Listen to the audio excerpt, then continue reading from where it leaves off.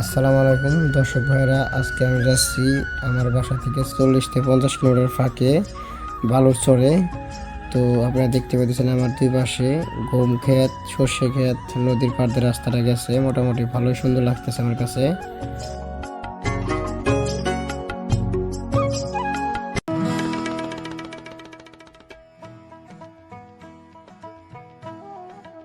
তো আমরা মোটর সাইকেলে যাইতেছি, এখন আবার দেখতেছি দুই পাশে ভুট্টা ক্ষেত, শুধু ভুট্টা ক্ষেত আর ভুট্টা ক্ষেত। তো এই দৃশ্যটা খুব ভালো লাগতেছে, যেহেতু চরে তার ভাইয়ের বাসাটা। তো আপনারা ভিডিওটা দেখতে থাকেন।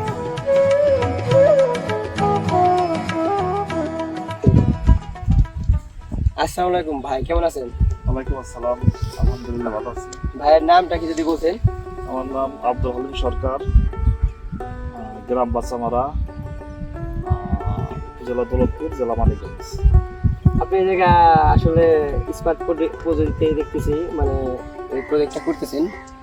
এই জায়গায় কয় শতাংশ জায়গা টোটালি? এই জায়গা মোটামুটি 80% মতো আছে।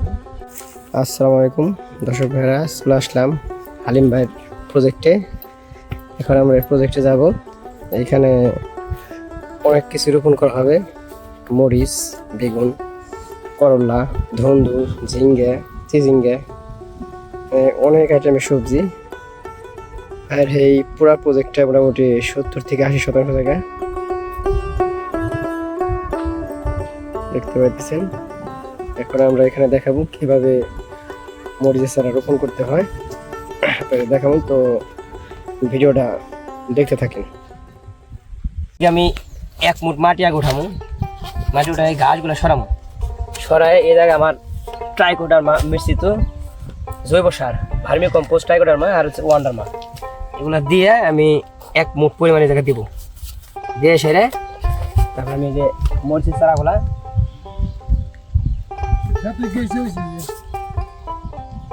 আস্তে করে হালকা করে চারাটা বসাবো, বসায় হালকা করে চাপ দিয়ে এই মাটি দিয়ে আমি যে চারাটা লাগাই দিলাম। এইভাবেই করতে হবে।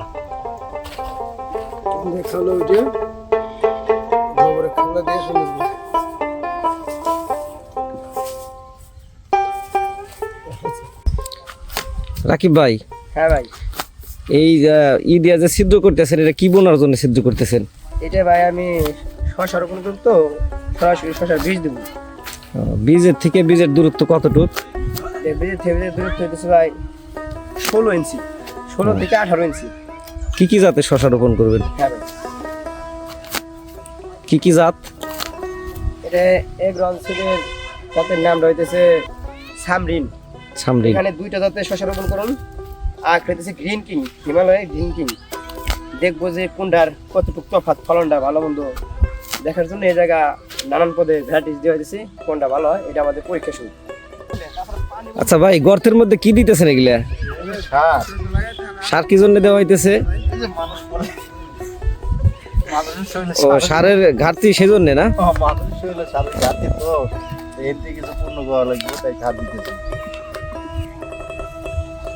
ভাই কি করতেছেন এগুলা?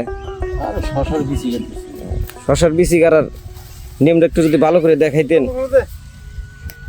ভালো করে দেখানোর মধ্যে যে যে পানিতে ভিজে রাখা হয়েছিল, এই যে মাথা গেছে ওই মাথা নিচে দিয়ে লাগালি। দেখি একটু দেখান কিভাবে লাগায়। এই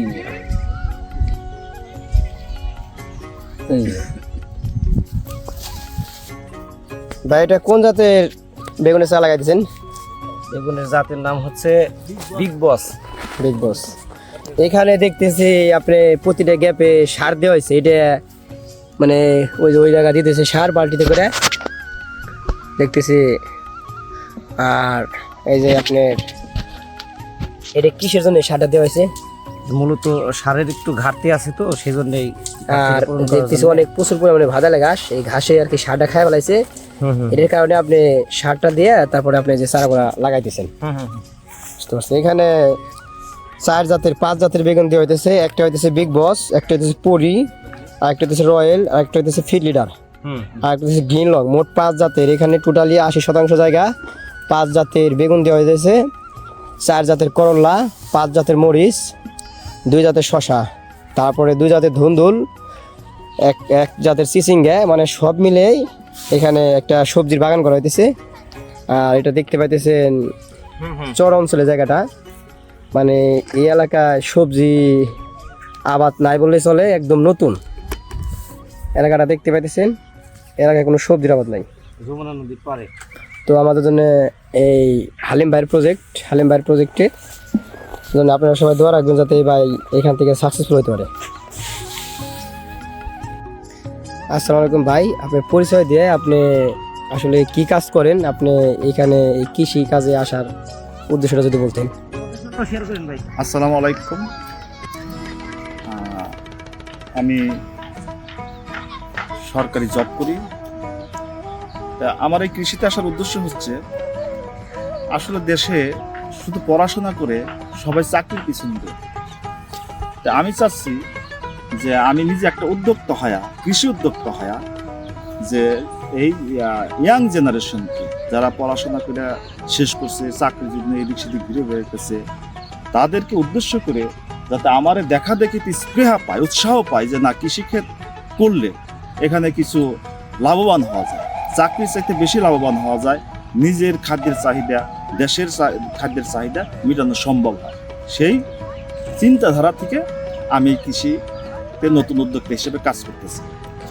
এখানে যে আপনার এই স্মার্ট পদ্ধতিতে আসার উদ্দেশ্যটা যদি বলতেন, আর এই প্ল্যানটা আপনার দিছে কেরা এইভাবে কাজগুলো করার, মানে এটা তো একটা আছে। হ্যাঁ, তবে আমি অনেক ইউটিউবে অনেক সার্চ দিছি যে কিভাবে আমি স্মার্ট পদ্ধতিতে, আধুনিক পদ্ধতিতে, আমরা তো আসলে সবাই প্রাচীন পদ্ধতিতে চাষ করি, কিন্তু আমি দেখছি যে না, আমি একটু একই জমিতে যদি একটা কৃষক যে ফলনটা ফলাবে, আমি চাচ্ছিলাম যে আমি যদি যাই তাহলে আমি একটু দ্বিগুণ বা তার চাইতে বেশি ফলন ফলায় আমি একটু দেখাতে চাই।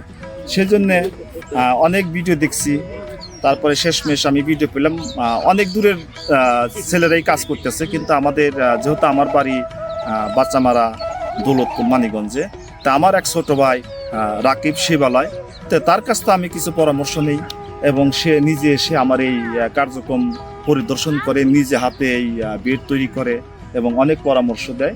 তবে ওর পরামর্শটা আমার খুব ভালো লাগছে।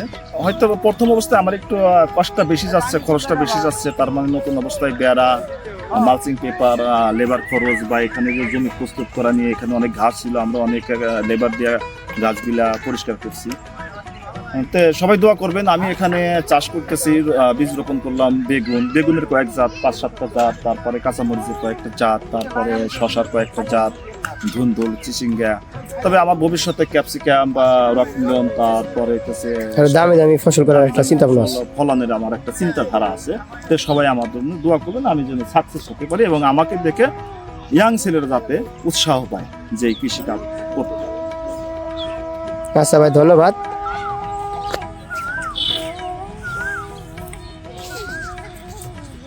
এখানে দেখতেছেন বেগুনের চারা রোপণ করা হয়েছে। তো আজকে ভিডিওটা এই পর্যন্ত শেষ। আপনারা ধৈর্য সহকারে ভিডিওটা দেখার জন্য আপনাদের ধন্যবাদ। রায়বা এগ্রো ইউটিউব চ্যানেলে থাকার জন্য আপনাদের আবারও ধন্যবাদ।